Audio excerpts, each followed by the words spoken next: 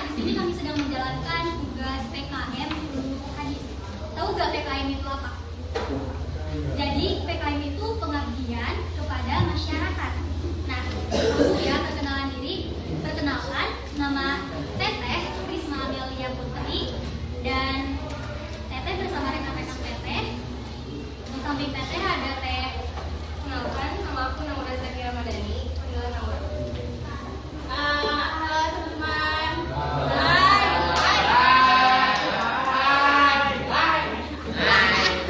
Perkenalkan, nama kakak Nadila ya. Jadi kalian semua panggil kakak Nadila aja. Oke? Terima kasih. Iya. Perkenalkan, nama kakak Naila Dama, saya panggil kakak Naila. Baik, assalamualaikum warahmatullahi wabarakatuh.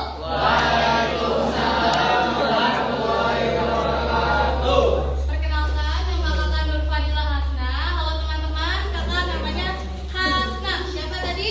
Hasna. Terima kasih. Baik, perkenalkan nama Teteh Neneng aja ya. Asli orang Sunda. Ya baik, perkenalkan teman-teman, nama saya Salman Faris ya. Saya satu-satunya cowok di kelompok ini ya. Soalnya di kelas kami itu emang ada 35 orang. Nah, 30-nya itu cewek, 5 orangnya lagi laki-laki. Jadi 30 banding 5. Jadi setiap kelompok itu cowoknya cuma satu. Ya, seperti itu. Jadi kebalik ya. Kalau kalian lebih banyak cowok, cewek sedikit. Nah, kalau di sana di kelas saya itu ceweknya 30, cowoknya cuma 5. Jadi satu-satunya ada di sini. Gitu. Ya, terima kasih. Perkenalkan tadi nama saya siapa? Salman. Kalian boleh panggil Salman aja. Ya. Sekalian nomor WA. Boleh? Oke, baik, kita kan sudah perkenalan nih. Boleh nggak kalian yang perkenalan satu? Nggak, mulai dari perwakilan boleh? KM-nya mana KM-nya? KM-nya belum baik sih. Cowok pada gede-gede kan jadi pimpin.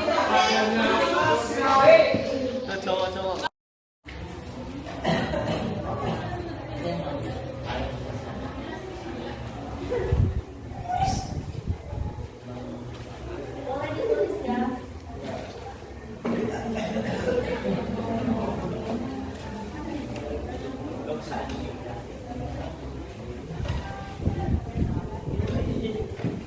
Boleh.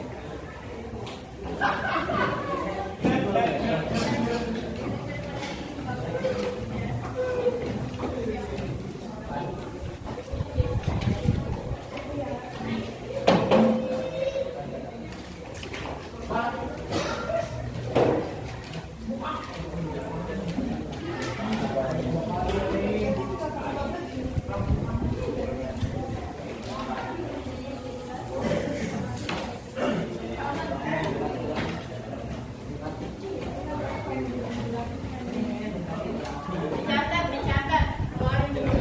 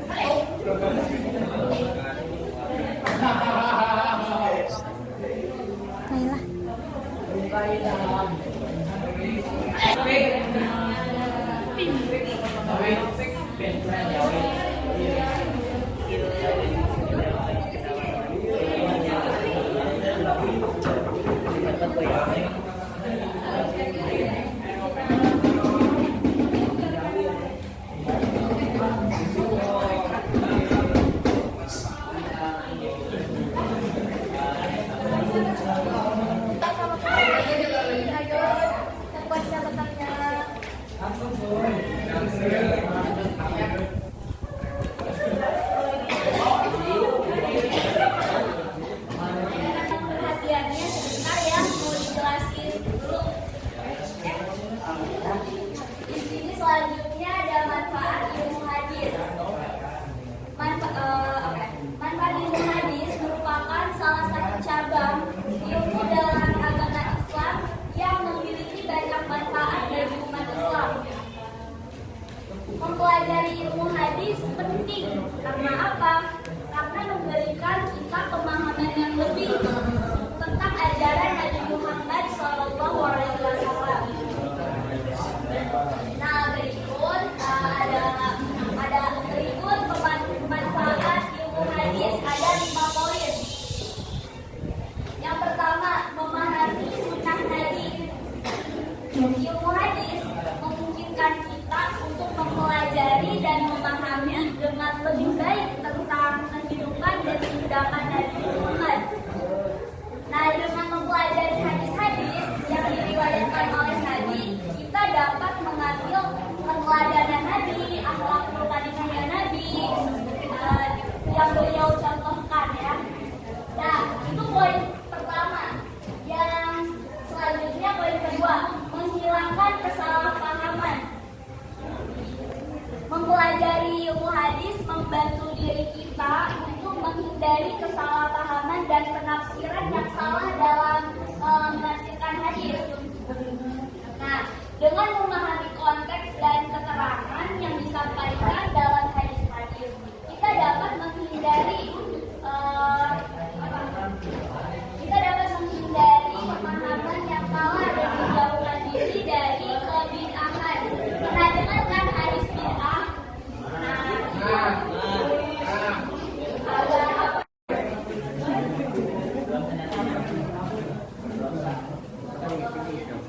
Nah, kalau misalkan kalian melihat contoh seperti ini, misalkan di internet atau di apa, ada hadis, kemudian menyertakan ini, ada sanad, ada sanad subhan, kemudian di sini ada sanad, di sini ada matan, maka seperti ini sudah dikatakan ilmu hadis. Jadi penerapannya seperti itu. Jadi di mana-mana kalian melihat yang seperti ini, ada sanad, kemudian seterusnya, kemudian ada sampai itu Nabi SAW yakul manhajga dan seterusnya, itu dikatakan ilmu hadis. Jadi penerapannya seperti itu teh. Bukan hal yang mudah, tapi tidak menutup kemungkinan juga ketika kita niat benar ingin mengetahuinya, ingin mempelajarinya, insya Allah kita akan bisa. Ya. Ini bukan yang hal mudah, juga merupakan yang mudah untuk kita bisa. Seperti itu. Oke,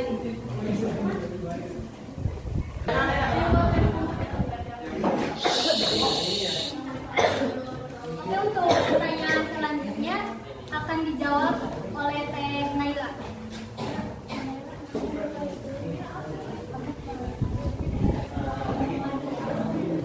Pertanyaannya tadi apa yang dimaksud dengan riwayat? Apa yang dimaksud dengan riwayat? Riwayat itu tadi wajib yang mempelajari tentang hakikat dan hakikat, ada syarat-syaratnya, ada macam-macamnya. Pokoknya itu riwayat itu campur semua dari Oke, untuk pertanyaan selanjutnya yaitu pendapat menurut perawi tentang manfaat ilmu hadis itu apa gitu.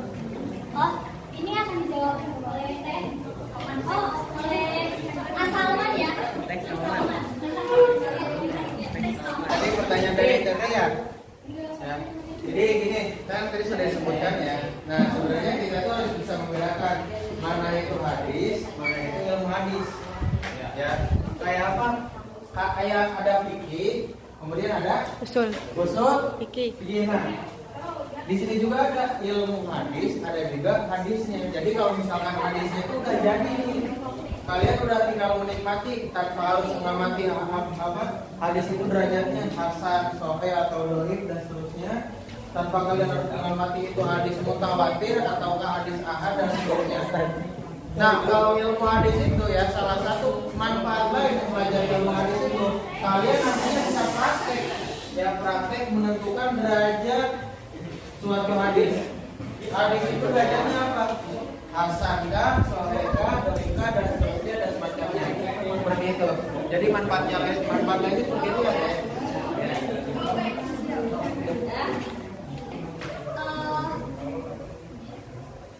Jadi itu saja ya yang disampaikan oleh pemateri. Teteh tutup. Wassalamualaikum warahmatullahi wabarakatuh.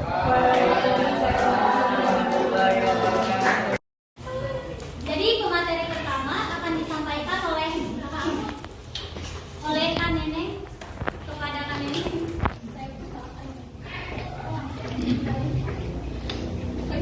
Warahmatullahi wabarakatuh. Waalaikumsalam warahmatullahi wabarakatuh. Teman-teman, di sini saya akan menjelaskan tentang pengertian hadis.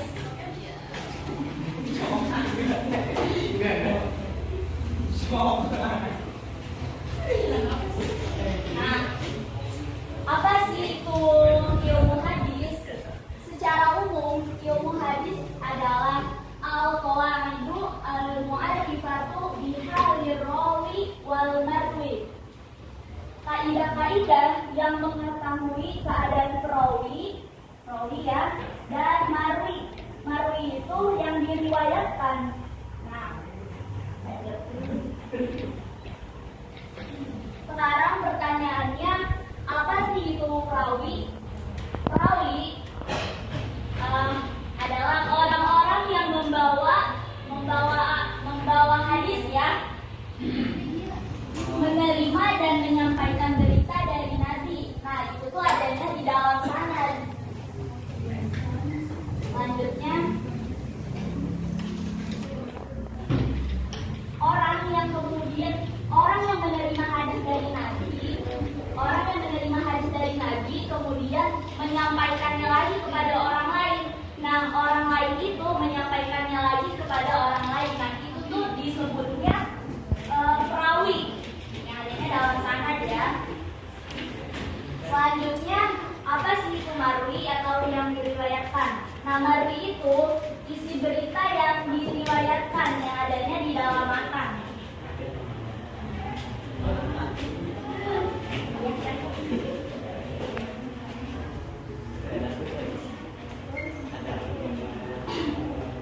Ada matan. Nah, ini contoh dari perawi ya atau sanad. Contoh hadisnya. Haddasana Adamu, haddasana Syu'batu, haddasana Sayyaru Abu Al-Hakami, qala sami'tu Aba Hazim, qala sami'tu Aba Hurairah, qala sami'tu an-Nabiy sallallahu alaihi wasallam yaqulu man hajja lillahi falam yarfus walam yafsuq raja'a kayaumi waladatu ummuhu. Nah, ini isinya ya. Jadi perawi itu yang ini nih yang digaris bawahi kayak Adam, Syu'bah, Sayyaru Abu Hakam. Nah, itu tuh namanya perawi. Lanjut ke ilustrasinya. Nah, Al-Bukhari mendapatkan menerima hadis dari Adam mendapatkan hadis dari Syu'bah. Selanjutnya saya Abu Hakam, Aba Hazim, Aba Hurairah. Jadi di dalam mata rantai ini disebutnya matan yang akan sampai kepada Nabi Muhammad SAW. Nah, ini isi hadisnya yang tadi ya. Jadi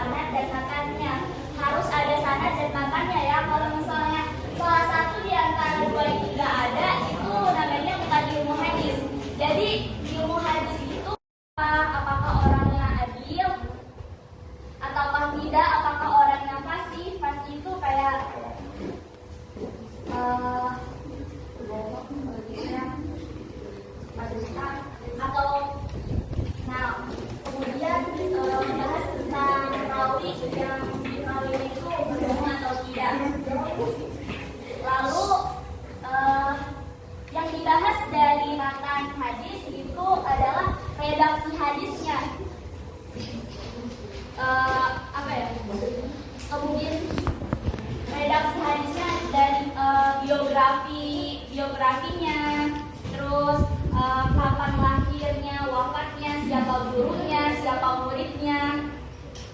Kemudian apa yang dibahas dalam matan ya redaksi hadisnya, apakah redaksi hadisnya itu cacat, ada cacat yang tersembunyi, atau matanya itu janggal. Nah, itu semua diteliti dalam ilmu hadis.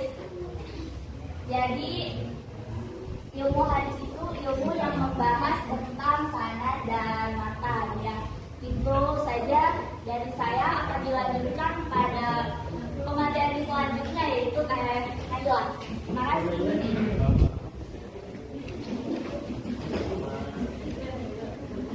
Baik, ini saya akan melanjutkan materi tentang pembagian ilmu hadis. Pembagian ilmu hadis itu ada dua.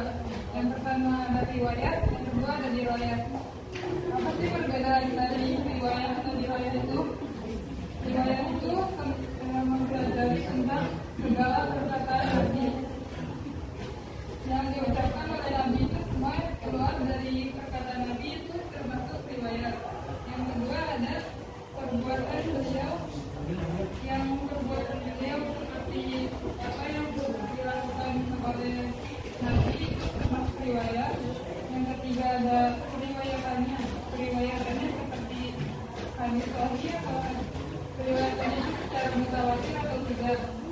Yang ketiga ada keempat ada batasan-batasannya, itu termasuk riwayat juga. Yang kelima ada perselisihan segala redaksinya, itu redaksinya itu termasuk bagus atau tidak. Dan selanjutnya ada ilmu hadis riwayat itu termasuk objek pembahasan dari Nabi, bukan dari hadis sahih. Termasuk kalau begitu dari Nabi itu termasuk dari hadis riwayat. Di sini saya akan menjelaskan ilmu hadis riwayat. Ilmu hadis riwayat itu yang mempelajari tentang hakikat riwayatannya. Hakikat riwayatan itu seperti memindahkan berita atau menyandarkan kepada orang yang membawa berita. Maksudnya memindahkan berita itu berarti jika ada orang A pertama menyampaikan berita kepada orang B, dan orang B itu mendapatkan berita dari si orang A. Itu seperti memindahkan berita atau menyandarkan berita kepada orang B. Kedua ada syarat-syaratnya. Syarat-syaratnya itu seperti metode, ahli, juga menunjukkan riwayat hadis tersebut. Itu seperti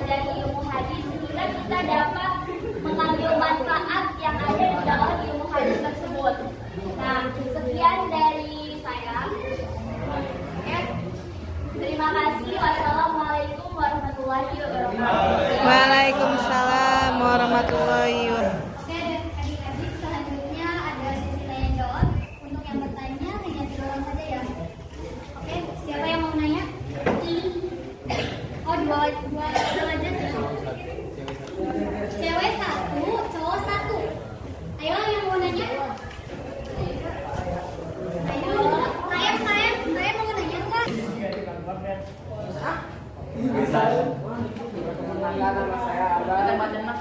Saya mau bertanya. Kak, mata mau apa? Matan. Baik, terima kasih. Hadis apa? Tadi Roy. Saya mau apa yang dimaksud hadis diroya dan apa maksudnya? Apa yang dimaksud hadis di Roya dan apa maksudnya? Oke.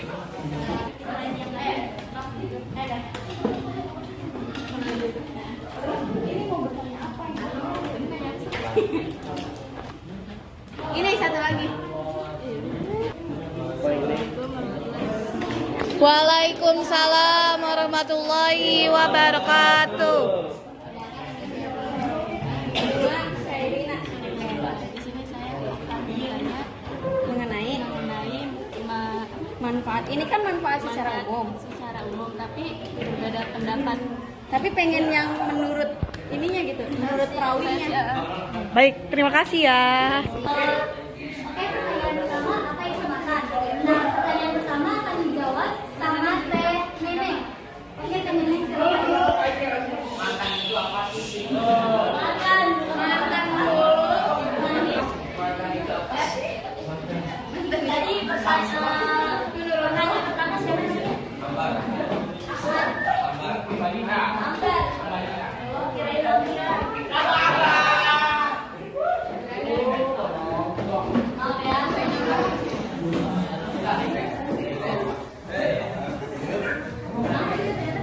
Tadi Ambar bertanya tentang apa itu matan.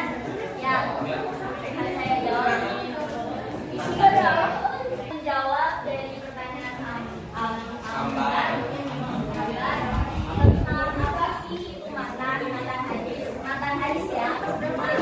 Matan hadis itu adalah isi hadisnya. Nih, contohnya manhaj jalilahi. Ya, isi dari hadis itu adalah matan hadis. Jadi matan itu adalah isi dari hadisnya. Nah, kalau hadasana ada, hadasana syubah, itu tuh matan hadis. Jadi para perawi itu yang menyampaikan hadis ya. Kalau sanad itu isi dari apa yang disampaikan oleh perawi. Sudah jelas? Ada pertanyaan tambahan? Dimengerti? Ya. Bagaimana cara menyikapi ilmu hadis sehari-hari?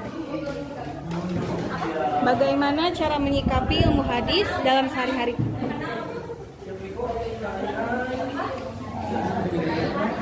Menerapkan mungkin ya? Menerapkan.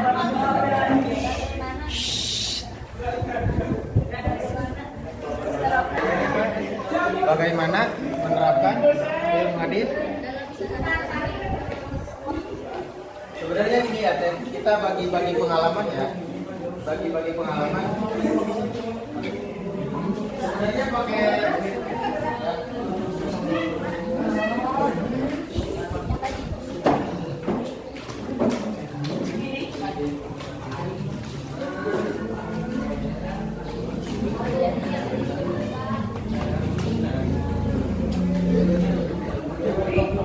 bagi pengalaman. Nah, saya dulu pernah ikut kajian di satu pesantren yang di Majalengka dari luar Sarawak.